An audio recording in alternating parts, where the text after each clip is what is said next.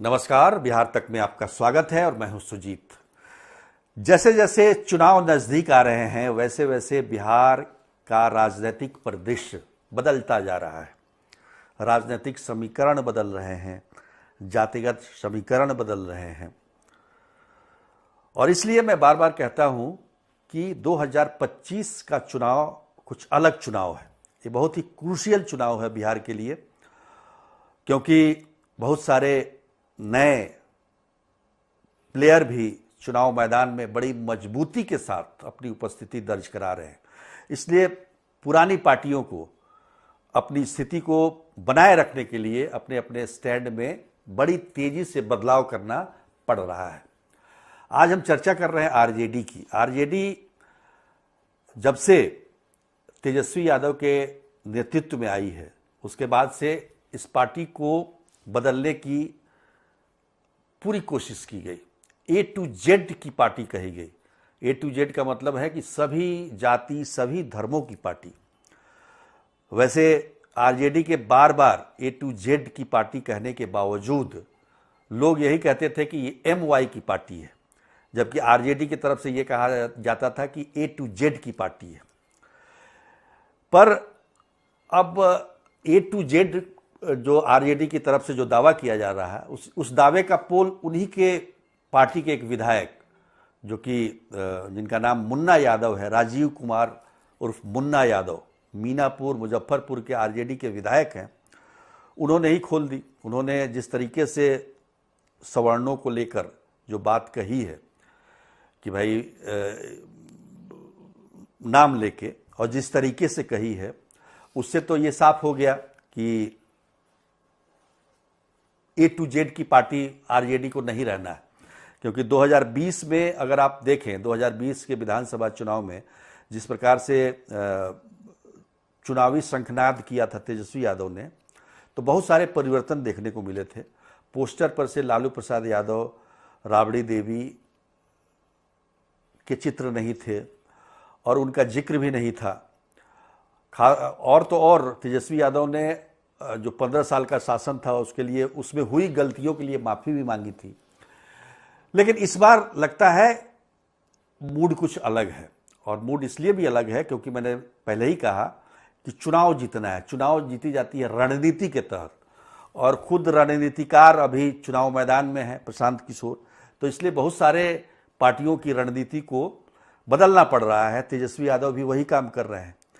ये जो मुन्ना यादव ने जो बात कही है, ये मुन्ना यादव ने अपने से नहीं कही है, ये कहलवाया गया है। आप देखेंगे कि बीच बीच में भी आरजेडी की एक बी टीम है, और ये उसका बी प्लान भी है कि अगर ये सब ए टू जेड की पार्टी, देखिए तेजस्वी यादव इस बात को कभी नहीं कहेंगे।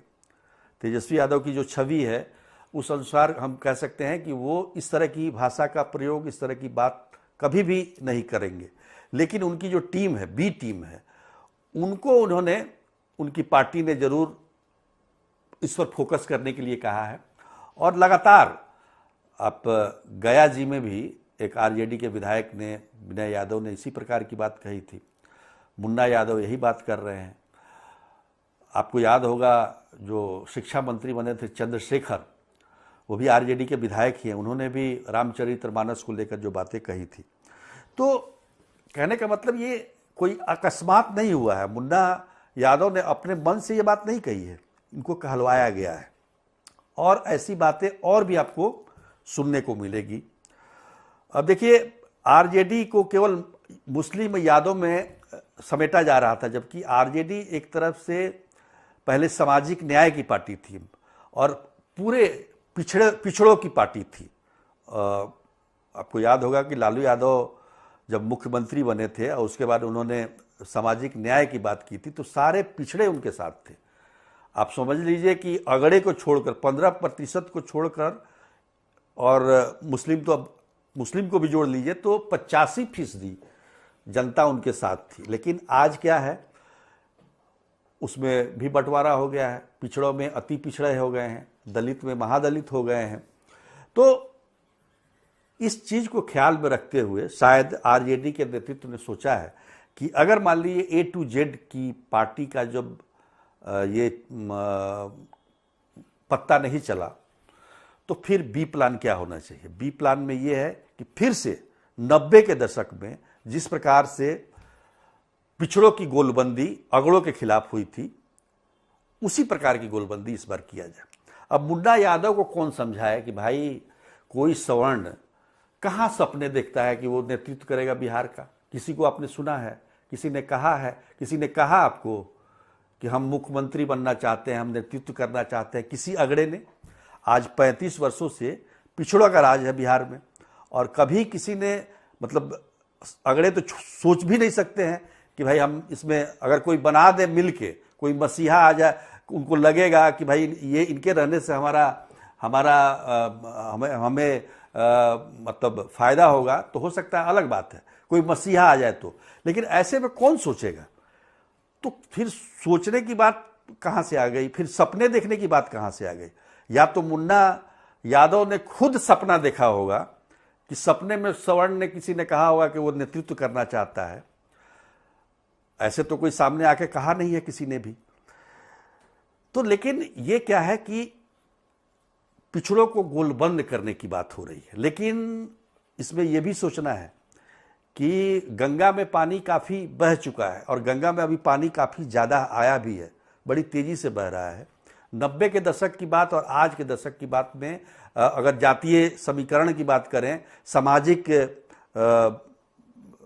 दायित्वों की बात करें, सामाजिक पहलुओं पर अगर चर्चा करें, तो काफ़ी परिवर्तन आया है उसमें। आज सवर्ण तो अपने आप को अलग थलग महसूस करता ही है, और बाकी जो लड़ाई है वो पिछड़ों और अति पिछड़ों के बीच में है। आज शोषण करने वाले बदल गए हैं। पहले शोषण करने वाले कुछ और सवर्ण हुआ करते थे, आज पिछड़ों में ही शोषण करने वाले पैदा हो गए हैं। और यही कारण है कि बहुत सारे जो अति पिछड़ा जाति के लोग हैं वो डर के वोट नहीं डालते हैं, ये भी एक कारण है। तो अभी वो अब काठ की हांडी बार बार चढ़ती नहीं है, लेकिन फिर भी अगर मान लीजिए ये A to Z वाला फार्मूला नहीं चलता है, तो इस फार्मूले पर काम किया जा सकता है, और कोशिश लगातार जारी है कि किसी प्रकार से अगड़ा पिछड़ा हो जाए। अब चूंकि अगड़े की तरफ से कोई इस तरह का प्रतिकार नहीं होता है जैसे पहले हुआ करता था, कोई प्रतिक्रिया नहीं आती है, तीखी प्रतिक्रिया नहीं आती है, इसलिए ये मुद्दा नहीं बन पाता है। अब देखिए, जातीय गणना हुई, जातीय गणना में सब पहले से लोग जानते थे कि अगड़ों की संख्या कम है, ये कोई नई बात नहीं है। जातीय जनगणना में जो चीज सामने आई है वो पहले से लोग पता था कि किसकी कितनी संख्या है।